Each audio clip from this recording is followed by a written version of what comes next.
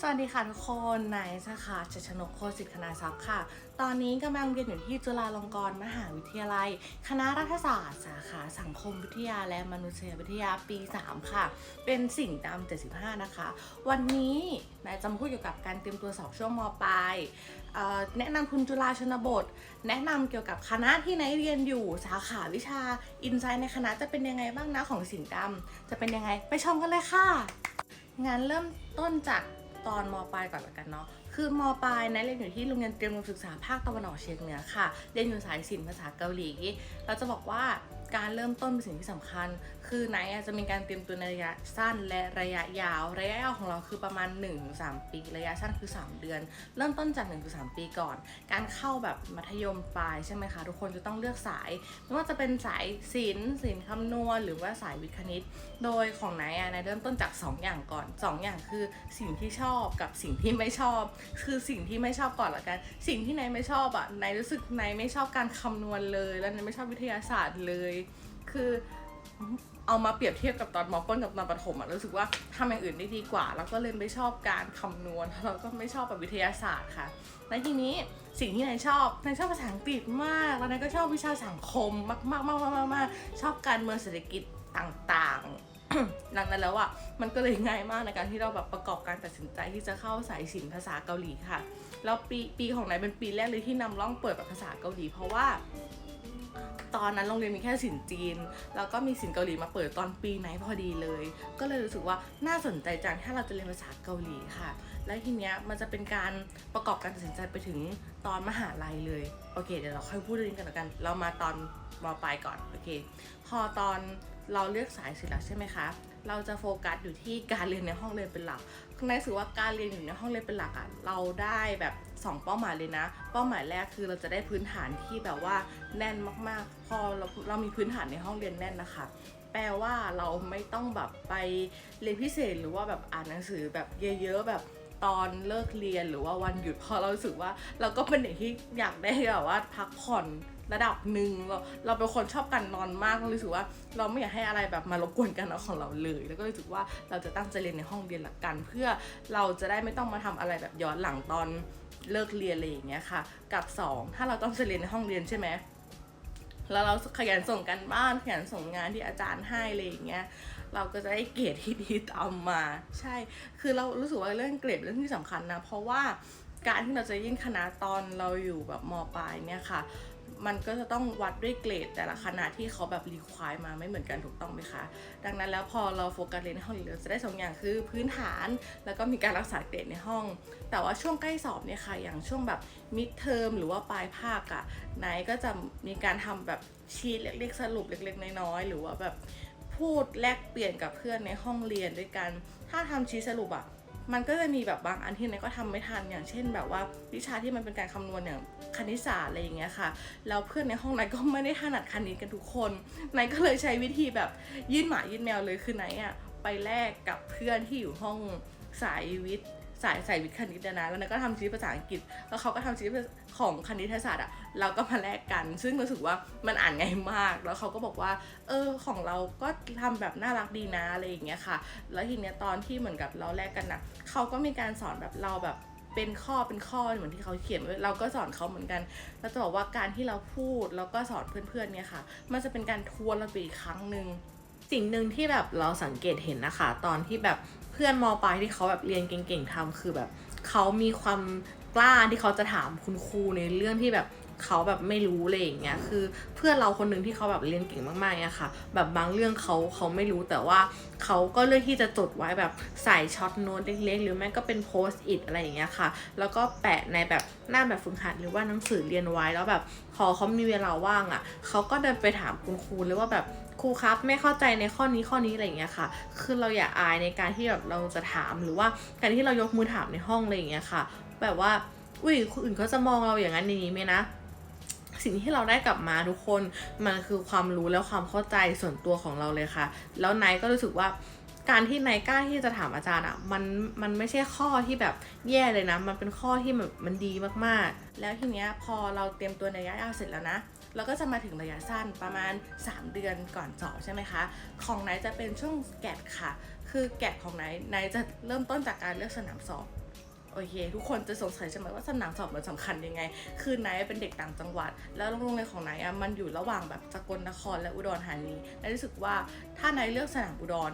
ทุกอย่างมันจะดูวุ่นวายและไนท์เป็นเด็กที่เสียสมาธิง่ายมากไนท์ก็เลยเลือกสกลเพราะรู้สึกว่ามันเงียบกว่าแล้วมันก็เป็นอย่างนั้นจริงๆนะเพราะว่าแบบมารีวิวแบบสนามสอบกับเพื่อนที่อยู่แล้วเพื่อนก็บอกว่ามันก็ดูวุ่นวายเพราะว่าแบบมันก็มีเสียงแบบสร้างถนนเสียงรถอะไรอย่างเงี้ยแต่ว่าแบบเมื่อเทียบกับสนามสอบสกลที่เราไปสอบตอนนั้นเราสอบที่โรงเรียน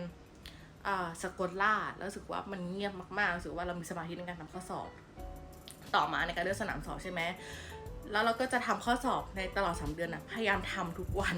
ทำให้แบบมันเป็นนิสัยถึงบางครั้งเราก็ขี้เกียจบ้างเราก็เป็นเด็กที่เหมือนกับก็เกเรบ้างเพราะเราก็รู้สึกว่าเราก็ไม่อยากทำเลยอะไรอย่างเงี้ยค่ะเราก็จะพยายามทุกคนใช้คำว่าพยายามเราพยายามทำประมาณแบบวันละ1 ชุดก็พอ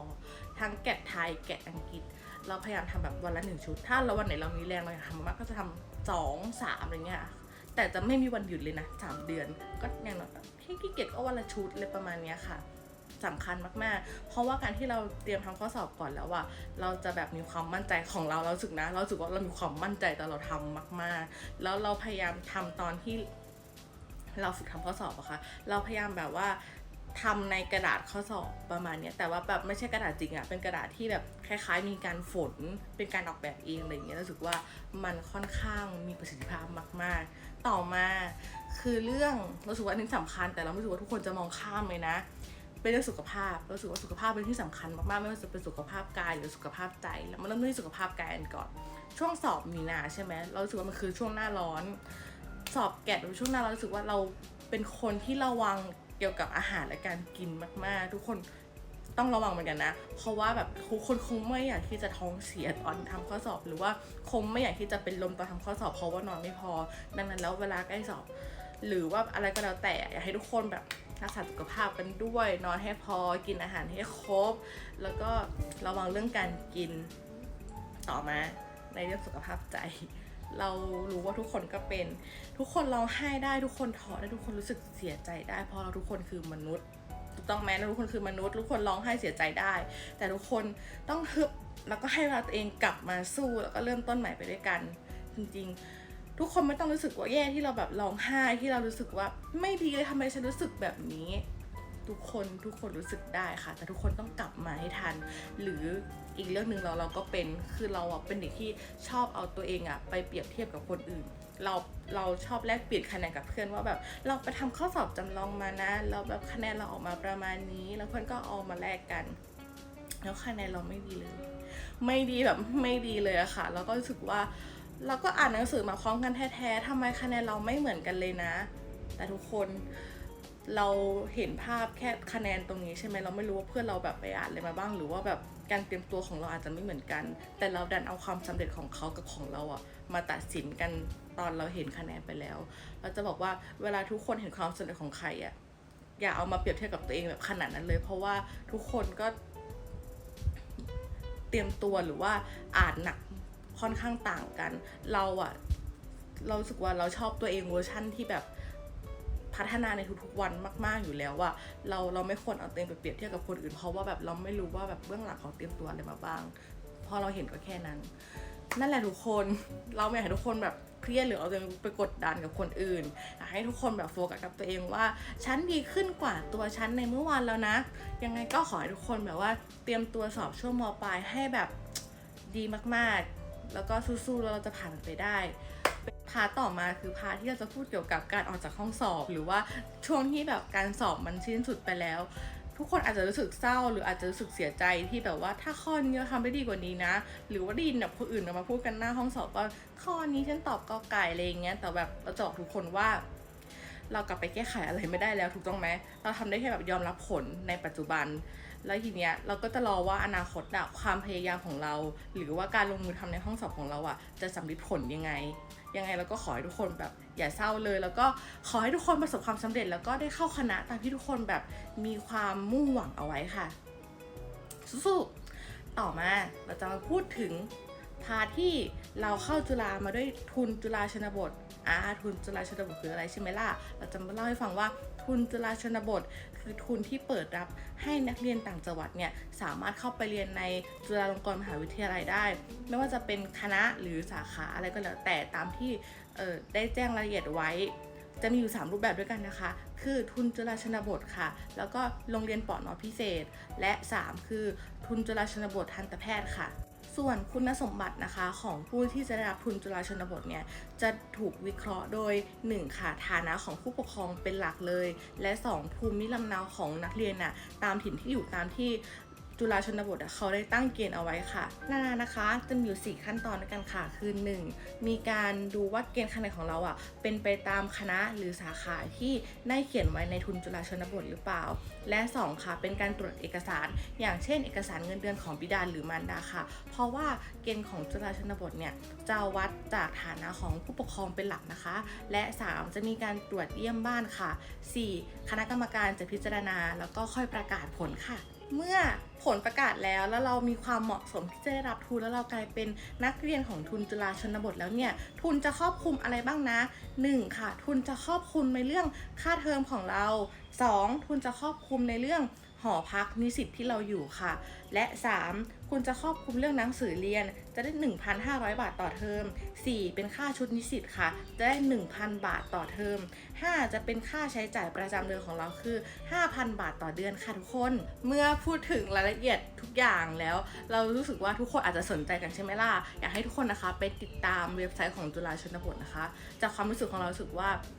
เราขอบคุณทุนนี้มากๆเพราะว่าทุนนี้เป็นการให้โอกาสเราที่เราแบบเข้ามาศึกษาในจุฬาลงกรณ์มหาวิทยาลัยเพราะว่าเราเป็นเด็กต่างจังหวัดคนหนึ่งที่ก็ไม่ได้มีงบประมาณเท่าไหร่แต่ว่าทุนนี้ก็ค่อนข้างซัพพอร์ตเราในทุกๆเรื่องอย่างที่เราพูดว่าค่าเทอมก็ดีหรือว่า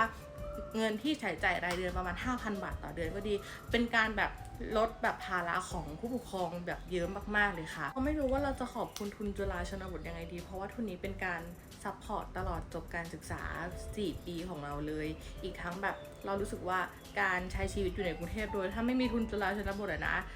แล้วเราเรียนในจุฬารู้สึกว่าเราไม่สามารถทำได้หรือไม่เป็นไปได้ในชีวิตเราเลยเพราะว่าการอยู่3 ปีทำให้เรารู้ว่าการกินการอยู่นอกมหาวิทยาลัยจุฬาเนี่ยมันค่อนข้างแพงมากไม่ว่าจะเป็นแบบอพาร์ตเมนต์หรือคอนโดค่าเช่าค่อนข้างสูงอีกทั้งอาหารโดยรอบแบบมหาลัยถ้าไม่ใช่ในคณะหรือในมหาวิทยาลัยมันค่อนข้างแพงมากเพราะว่าแบบมันคือมหาวิทยาลัยที่หลายล้อมไปด้วยห้างต่างๆมากมายไม่ว่าจะเป็นสัญญามินทาว MBK แล้วก็สยามสแควร์แล้วก็แล้วแต่ค่ะโดยที่เราสึกว่ามันแพงจริงๆแล้วเราไม่สามารถซื้อได้โดยทุนเนี้ยซัพพอร์ตเราตอนนี้เราอยู่ปี3แล้วเราแฮปปี้เรามีความสุขมากๆยังไงก็ขอบคุณมากๆแล้วอยากให้เพื่อนๆนะคะติดตามทุนจุฬาชนบทที่เป็นเด็กต่างจังหวัดกันว่าแบบมีคุณสมบัติไหมสามารถเข้าได้หรือเปล่าก็อยากให้เพื่อนๆนะเป็นนักเรียนทุนจุฬาชนบทด้วยกันนะคะต่อมาเราจะมาแนะนำหรือว่ารีวิวเล็กๆน้อยๆแล้วกันหลังจากที่เราแบบว่าได้มาอยู่หอพักพุทธซ้อนของทุนแล้วคือตอนแรกที่เรามาอยู่เรารู้สึกว่าเราเก่งมากเพราะเราแบบไม่เคยมาอยู่แบบที่มันนอกบ้านนานขนาดนี้เลยค่ะแต่ว่าทุกคนไม่ต้องกลัวนะเพราะว่าตอนแรกเราได้รูมเมทที่เรียนจุฬาชนบทเหมือนกันแต่ว่าพี่เขาว่าปี4แล้วแต่ตอนนี้พี่เขาจบแล้วนะคะ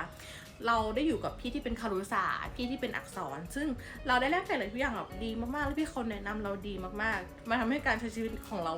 ง่ายขึ้นอีกทั้งแบบอาหารการกินในมหาลัยอะค่ะข้างล่างหอใช่ไหม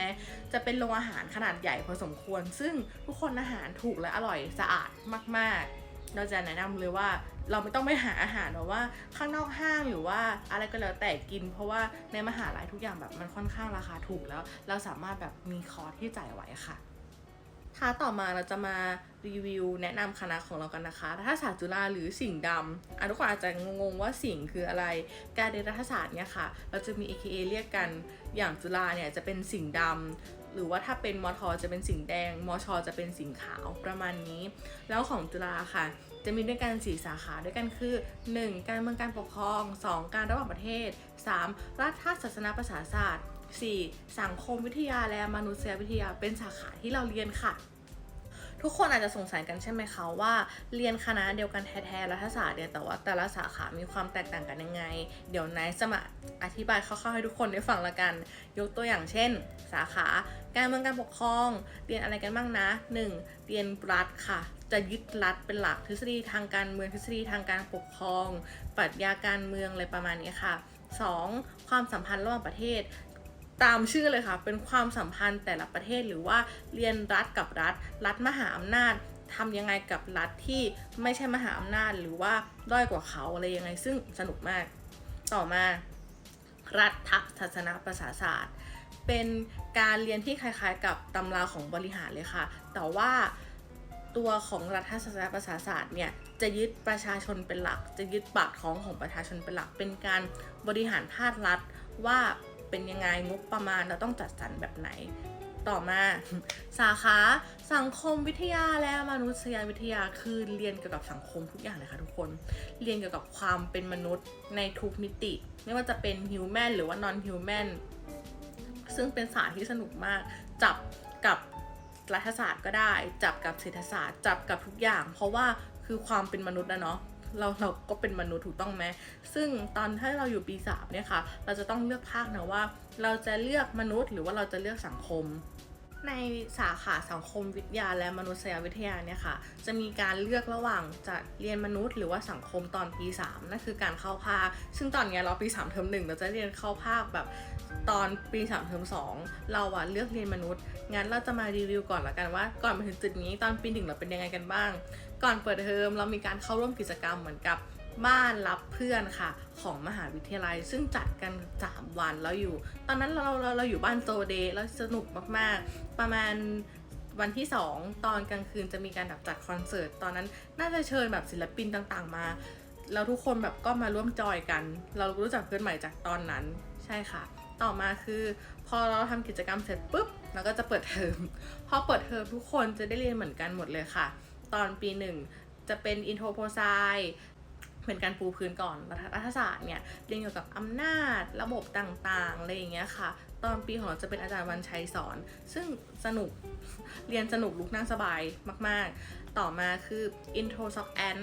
จะเป็นอินโทรของสาขาเราเองค่ะจะเป็นการเรียนเกี่ยวกับสังคมวิทยาและมนุษยวิทยาผ่านปรากฏการณ์ต่างๆนักคิดมีอะไรบ้างอย่างเดอคลามแม็กเวเบอร์มาร์กอะไรอย่างเงี้ยค่ะซึ่งทุกคนจะเห็นว่ามีการอิงถึงแบบเศรษฐศาสตร์อะไรเงี้ยซึ่งเราบอกแล้วว่าสังคมวิทยาเนี่ยจับกับเกือบทุกศาสตร์จริงๆเพราะว่าเพื่อนสังคมพอเราเรียนเกี่ยวกับมาร์กใช่ไหมคะหรือว่าแม็กเวเบอร์ก็ดีหรือว่าจะเป็นเดอคลามเราจะมีการวิเคราะห์ปรากฏการณ์ทางการเมืองต่างๆทุกคนโดยประมาณครึ่งหลังของคาบอาจารย์จะเปิดคลิปให้พวกเราดูแล้วก็นั่งจับกลุ่มตึ๊กดิสคัชชั่นแล้วก็วิเคราะห์แล้วก็ตอบคำถามอาจารย์ซึ่งจะเป็นการสุ่มรู้สึกว่าตอนนั้นเราสนุกมากๆแล้วเราได้เพื่อนจากการนั่งจับกลุ่มคุยกันแล้วพอจับกลุ่มเสร็จใช่ไหมคะเราน่าจะติดลมเราชอบดิสคัทเกี่ยวกับการเมืองกับเพื่อนมากๆพอจบรายวิชาเนี้ยไปนั่งกินข้าวกับเพื่อนแล้วตอนบ่ายไม่มีอะไรก็นั่งดิสคัชชั่นจนไปถึง4 โมงแล้วเราคงรู้สึกว่าแบบเด็กรัฐศาสตร์ส่วนใหญ่ละมั้งเราไม่รู้ว่าทุกคนนะชอบดิสคัทเกี่ยวกับการเมืองตอนปี1แล้วเราก็เป็นแล้วมันเลยทำให้เราแบบเลือกง่ายมากๆในการที่เราแบบประกอบการตัดสินใจว่าเราจะเรียนวิชาโทเป็นวิชาการเมืองการปกครองค่ะต่อมาทุกคนเราจะมาร์กไว้ใหญ่ๆว่าเรียนรัฐศาสตร์ไม่ได้แปลว่าจะไม่ได้แบบว่าแตะคำนวณหรือว่าแตะคณิตนะต้องได้แตะเพราะว่าเราจะได้เรียนเศรษฐศาสตร์ขั้นพื้นฐานตอนปี1เทอม1และปี1เทอม2ค่ะเราก็ตกใจที่เราเห็นเศรษฐศาสตร์ได้เรียนได้หรออะไรเงี้ยซึ่งเราก็ผ่านมาได้แล้วต่อมาคือวิชาภาษาอังกฤษซึ่งจะเรียนถึงปี1จนถึงปี2เลยค่ะเพราะว่าการเรียนรัฐศาสตร์สำคัญมากเพราะเราจะได้อ่าน text หรือว่าเราจะได้อ่านเปเปอร์ต่างๆที่เป็นภาษาอังกฤษแต่ละวิชาอาจารย์จะแอดไซน์มาให้อ่านแบบวิชานี้แบบเรื่องนี้นะก่อนที่อาจารย์จะสอนไม่งั้นเราจะเรียนไม่รู้เรื่องเพราะเราต้องอ่านมาก่อนพอขึ้นปี2มาเราก็จะเรียนวิชาคณะอยู่บ้างค่ะอย่างความสัมพันธ์ระหว่างประเทศหรือว่า Intro PA ซึ่งเราถือว่ามันหนักมากๆเพราะว่าการระหว่างประเทศเราต้องอ่านเปเปอร์เยอะมากๆก่อนที่จะเรียนกับอาจารย์ปีเราเรียนกับอาจารย์กัลยาค่ะแล้วซึ่งทุกคนก็ค่อนข้างเตรียมตัวก่อนที่อาจารย์จะสอนเยอะเหมือนกันมันเลยทำให้รู้สึกว่าทักษะการอ่านเป็นทักษะที่สำคัญมากๆนะคะคือถ้าทุกคนเรียนรัฐศาสตร์ทุกคนต้อง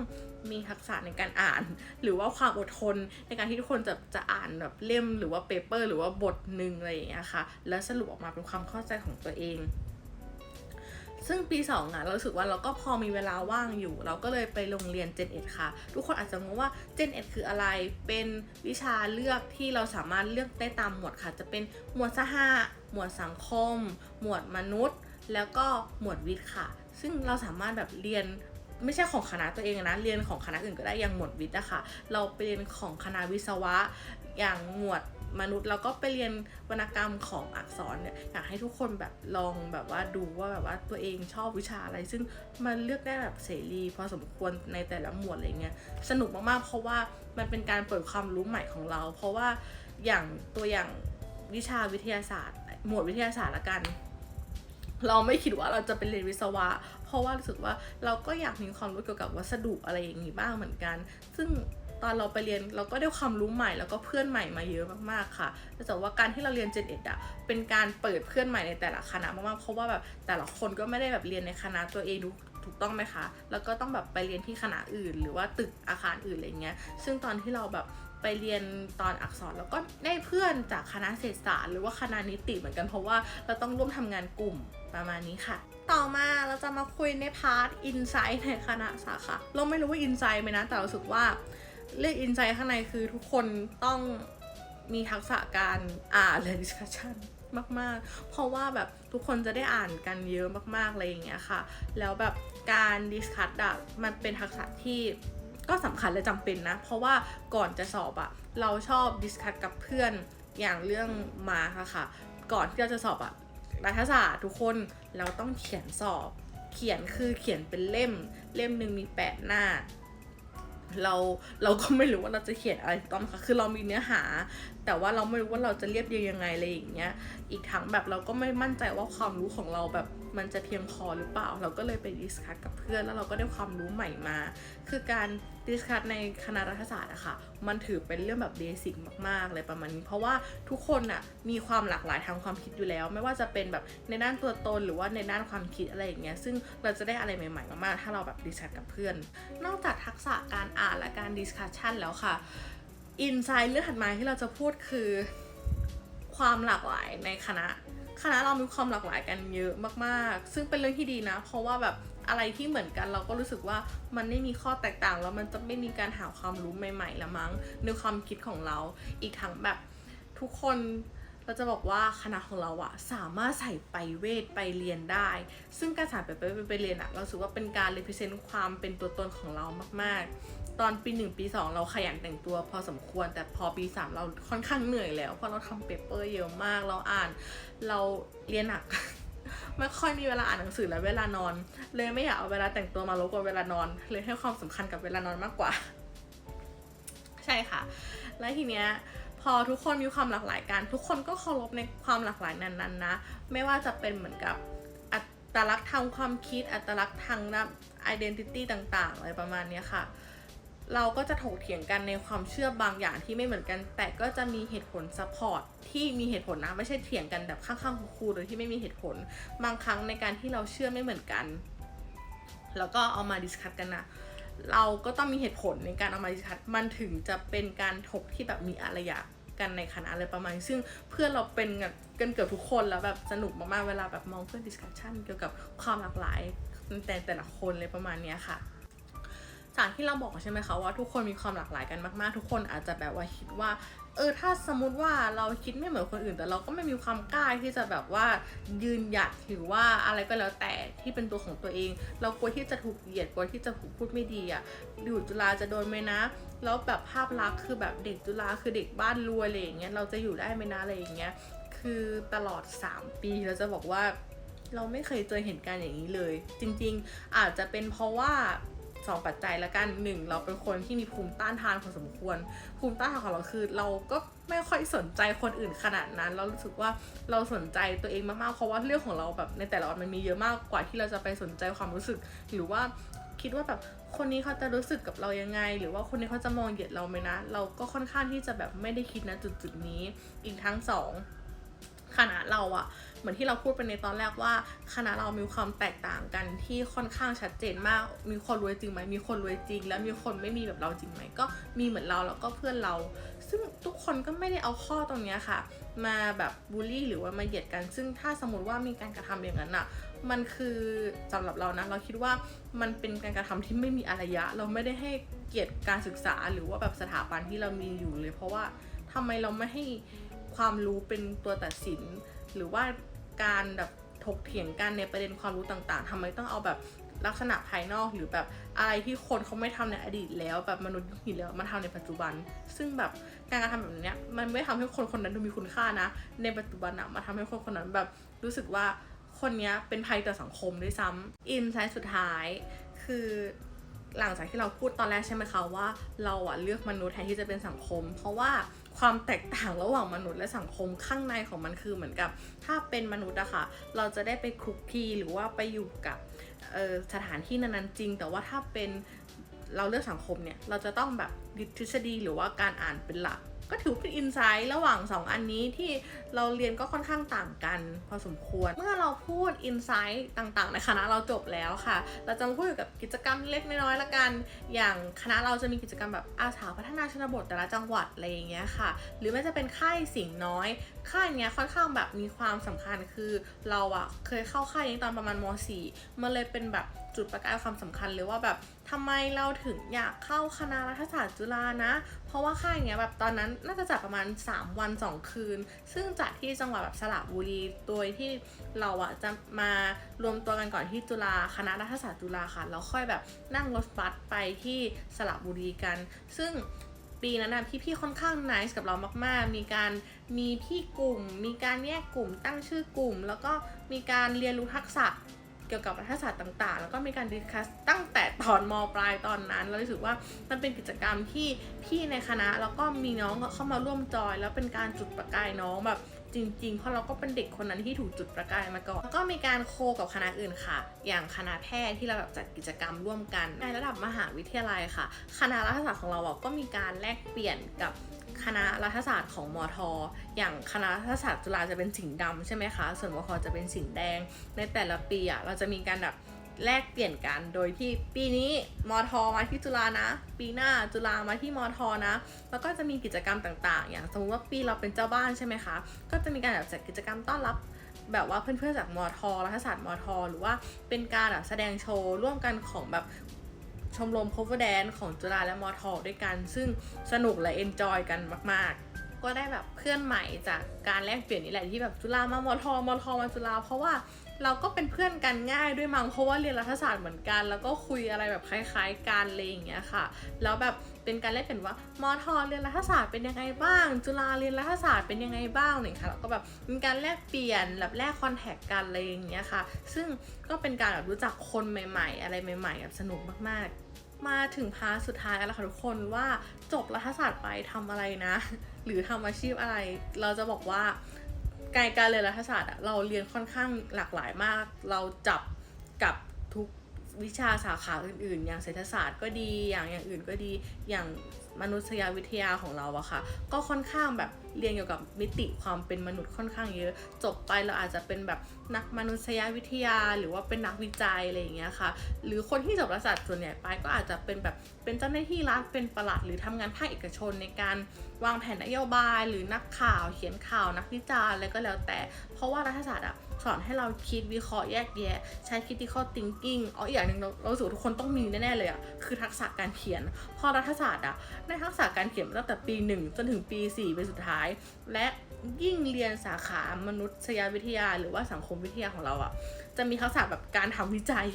เยอะมากๆเพราะว่าเราเรียนตัวทำวิจัยหรือว่าแบบสถิติเกี่ยวกับวิจัยต่างๆมาตั้งแต่แบบปี 2 ปี 3และจะยาวถึงปี 4หรือว่าเรายังไม่มั่นใจค่ะว่าแบบจบไปเราจะทำอาชีพอะไรใช่ไหมคะตอนปี 3ตอนปิดเทอมจะขึ้นปี 4เนี่ยค่ะเราจะมีวิชาฝึกงานซึ่งทุกคนสามารถแบบลงวิชานี้แล้วก็ลองไปฝึกงานกับภาครัฐก็ได้เอกชนก็ได้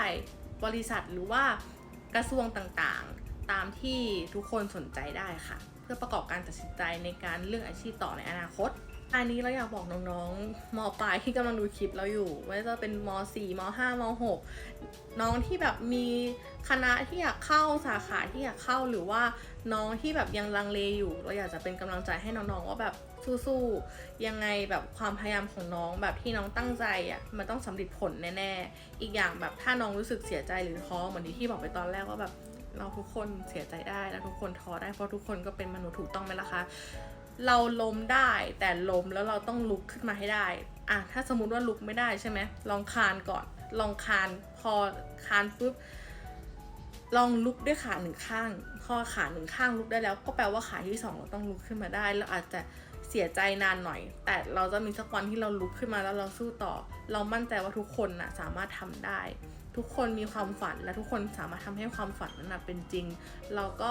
ขอให้ทุกคนสำเร็จตามที่ทุกคนแบบตั้งใจเอาไว้สู้ๆนะคะทุกคนนายขอเป็นกำลังใจให้กับทุกๆคนเลยนะคะ